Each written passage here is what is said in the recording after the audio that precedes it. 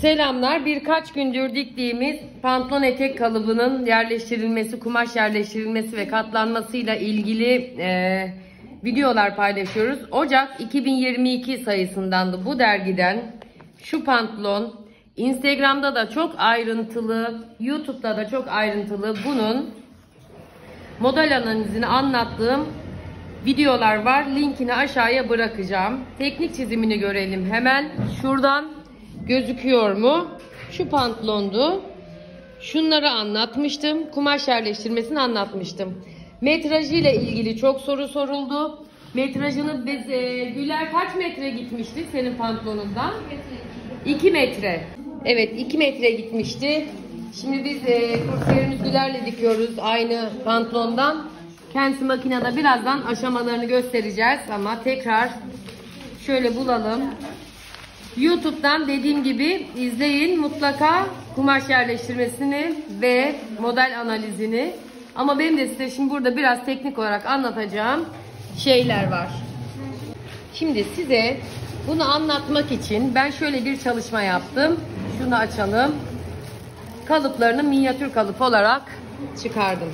Bu minyatür kalıplar üzerinden şimdi bunları kesmeye ve birleştirmeye çalışacağız. Pantolon nasıl katlanır onu size anlatacağız.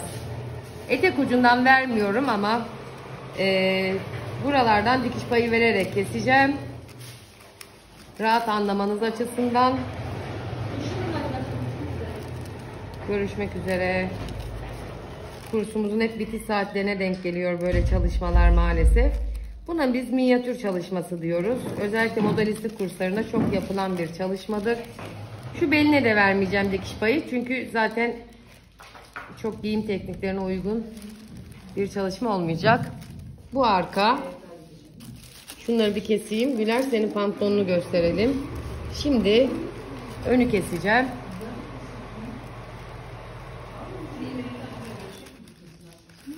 Diğer parçaları kestiğimiz zaman aynı kumaştan nasıl kesiyorsak öyle dikiş payları veriyorum. Sadece belden ve etek ucundan vermedim. Kıvırma şunu bunu yapmayacağımız için. Aynı böyle 4 parça olacak bu kalıbımız. Zaten kalıpların şeyini göstermiştim. O videonun linkini de dediğim gibi bırakacağım altta. Onu izlersiniz. Bu asimetrik bir modeldir. Kumaş yerleştirmesi biraz farklı olacak. İlk kez bu pantolondan dikecekseniz eğer asla ve kata desenli kumaştan kesmemenizi öneriyorum. Ama desenli kumaştan da nasıl kesileceğini videonun sonuna kadar unutmazsam size anlatırım. Normalde biz kumaşlarımızı biliyorsunuz ki çift kat katlayıp kumaşı seriyoruz. Simetrik modellerde ama asimetrik modellerde kumaş tek kat serilir. Şunu da keseyim. Güler orada hazırlanıyor, görüyorum. Şimdi onu yaptığı pantolon daha ütüleri bitmedi. Pantolon da bitmedi ama dün paylaştığımız o keten pantolon gibi aynı kestik. Onu da size göstereceğim. Bak burada şey yaptım. Görüyor musun? Bir yandan çekim yapmak, bir yandan anlatmak zor oluyor. İnanın dikiş dikmekten daha zor video çekmek. Şunu da kestim. Şöyle 4 parça. Şuna da ön yazmamışız. Yazalım, unutmayalım. Karışmasın. 4 parça pantolon parçamız oldu. Pensleri de şimdi oyup yapıştıracağım. İlk önce pensleri yapıştıracağım. Burada önemli olan şuralardaki şu işaretleri mutlaka geçmiş olması gerekiyor kalıptan. Şurada bakın var. Şurada bakın var. Burada var. Bunlar burada dergisinin kalıp aşamasında, yani patronundan bunun kalıbı çıkarırken hepsi mevcuttur. Kalıp çıkarırken onları mutlaka almış olmanız gerekiyor. Araya hemen şu videomuzu koyalım. Güler dikiyordu bunu. Şöyle katlayalım. Evet. Birinci paça. Evet. Ara ütüleri olmamış henüz. Ara ütüleri olacak onun. Bak hemen görürüm. Hemen yakalarım. Fermuarı nereye çalıştık? Evet. Bir şöyle pantolonu kaldırıp gösterebilir misin bize? Önünü bana doğru çevirerek. Şöyle. Tamam.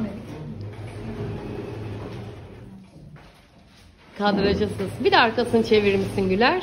Şimdi bu pantolonun nasıl bu envelop hale gelmiş, yani üst üste nasıl bindirilmiş, onu minyatür çizim üzerinden size göstereceğim. Teşekkürler Güler. Ara ütülerini yap Güler. Güler'in pantolonunu da gördükten sonra tekrar şu işaretlerin önemini size söylemiştim. Şurada zaten çıtlarımız var. Şunlar var. Şunlar var. Şimdi bunları diyelim ki ben kalıplarını çıkardım, penslerini oydum, kumaş üzerine yerleştireceğim. Nasıl yapıyorum kumaş üzerine yerleştirirken? Kumaşımızı normalde dediğim gibi çift kat katlayacakken bunda tek kat yapıyoruz. Niye? Çünkü bu asimetrik bir model. Asimetrik modellerde de biz mutlaka kumaşı tek kat sereriz. Bakın bu benim kumaşım ve tek kat serdim. Bunu şöyle ve şöyle sererseniz, yani kalıbınızı şöyle yerleştirirseniz bu yanlış olur. Ağların birbirine dikilecekmiş gibi, şu şekilde birleşecekmiş gibi konması gerekiyor kumaştan keserken. Önünde bu şekilde tek kata böyle konması gerekiyor. Eğer bunu bu şekilde koyarsanız biri kumaşın düzünden olacaktır, biri tersinden olacaktır. Kumaşınız heba olacaktır. Aynı şekilde onu böyle, şunu böyle koyarsanız gene yanlış olacaktır. O yüzden size desenli kumaştan ilk etapta kesmemenizi söylüyorum. Çünkü desenli kumaşlarda daha çok sorun çıkarır. Desenli kumaşlarda da çiçekli, kareli, tüy yönü olan kumaşları kesiyorsanız da biraz fazla ustalık gerektirir. Evet, düz boyutuna dikkat edeceksiniz ve elinizde şu ağlar birbirine bakacak şekilde ve tek kat kumaşa gelecek şekilde kalıplarımızı yerleştirip kesip bu hale getireceğiz. Şimdi ben bunların pensini oyuyorum ve penslerini kapatacağım minyatür kesimde. Şöyle, sizler de bu tip çalışmalar yaparak kalıp bilgisi kazanıyorsunuz aslında. Arka parçada pens var, ön parçada pens yok diyorum ve kontrolümü ediyorum. Evet, yok. Şimdi şunları da şu şekilde piritle yapıştırarak pensli pantolonmuş gibi, aynı yani pens dikiyormuşum gibi yapıştıracağım. Ayşe abla, kumaşın kenarı masanın kenarına. Masanın kenarına mı gelecek? Tabii. Pensi yapıştırıyorum. Bir yandan da dersimi işliyorum. Kaynanan gibi gözüküyor. Gözün de sizde. Kaçırmıyorum. Bakın pantolonun pensi oluştu. Hemen şurada diğer kestiğim pensi şimdi yapıştıracağım. Daha sonra pantolonu aynı pantolon diker gibi arka ağ ile arka ağı birleştireceğim. İnşallah kağıt bana müsaade edecek bunu yaparken. Yani şu arka ağ ile arka ağı birbirine yapıştırmam gerekiyor şu şekilde. Kolay yapışması için de şöyle sürüyorum. Videoyu da çok fazla uzatmak istemiyorum ama sanki ben burayı dikmişim gibi birbirine yapıştırıyorum. Arka pantolonu ağını yapıştırmış oldum. Tabi rahat döndürmek için şuralardan minik minik bir çıtlatmalar yapayım. Kumaşta bunu yapmıyoruz. Ben şu an kağıtla çalıştığım için, rahat dönmesi için. Tabi kağıt hiçbir zaman kumaştaki havayı vermiyor. Ben mantığını anlamanız için şu an yapıyorum. Aynı şekilde ön ağı birleştireceğiz. Birleştiriyorum. Bir yandan da hiç bilmiyorum ki kamera çekiyor mu? Şuradan evet çekiyor. Çeviriyorum. Hafif hafif çıtlatıyorum. Şimdi bazı pantolon dikenler, daha önce de söylediğim videolarımda, ilk önce yan dikişleri sonra ağları birleştiriyorlar. İç içe sokuyorlar falan. İç paçaları yapıyorlar. Ama ben bu şekilde yapıyorum. Bu öndü hanımlar, biliyorsunuz. önle ön ağı birleştirdim gördüğünüz gibi. Arkayla arka ağı birleştirdim. Şimdi ne yapacağım? Kağıdım müsaade ederse arka ağ paçalarıyla ön ağ paçalarını birleştireceğim. Pantolonumu dikiyorum şu an. Makine dikişini yapıyorum yani. Diyelim ki ben bunu böyle iğneledim. Overlocklarını çektim. Makine dikişini diktim. Kalıpları çıkarabilirsin. Bunu da şimdi dur bakalım birleştirdim. Bunu da şuraya dikeceğim. Tersini nasıl çevireceksem artık tersinden de anlatabilirim. Şöyle bununla arkayı birleştiriyorum. Bakın dikiş paylarından birleştirdim. Şurada da önle arkayı tekrar birleştiriyorum ve büyük kocaman ilk gördüğünüzde biraz gözünüzü korkutacak bir pantolon. Bu ne ya böyle dev gibi oldu bu falan demeyin. Birazdan onun katlama aşamasını birlikte size göstereceğiz. Bu şekilde yapıştırdım. Şimdi bunun yapıştırdıktan sonra şöyle bir görüntüde olacağını bilmenizi isterim.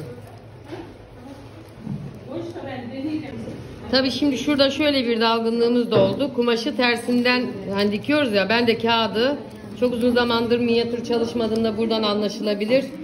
Tersinden yapıştırdım. Bunu şimdi benim yüzüne çevirmem gerekiyor. Büyük ihtimalle çeviremeyeceğim. Tersini yüzü olarak kullanacağım bunun. Ama katlama aşamasını şu an size göstereceğim. Ve nasıl katlandığını siz burada göreceksiniz. Yani şuradaki işaretin nereye katlanacağını, şuradaki işaretin nereye katlanacağını ve o şeklin nasıl oluşacağını şunun üzerine göreceksiniz. Siz kumaşınızı kesip diktikten sonra ve birleştirdikten sonra şöyle bir pantolon olacak elinizde. Şimdi envelop kısmını vereceğiz. Evet, burada dikkatli izlemenizi istiyorum.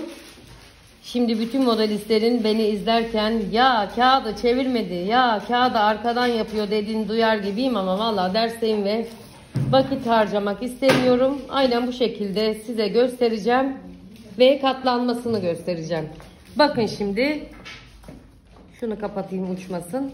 Burası ön pantolonum, burası arka pantolonum.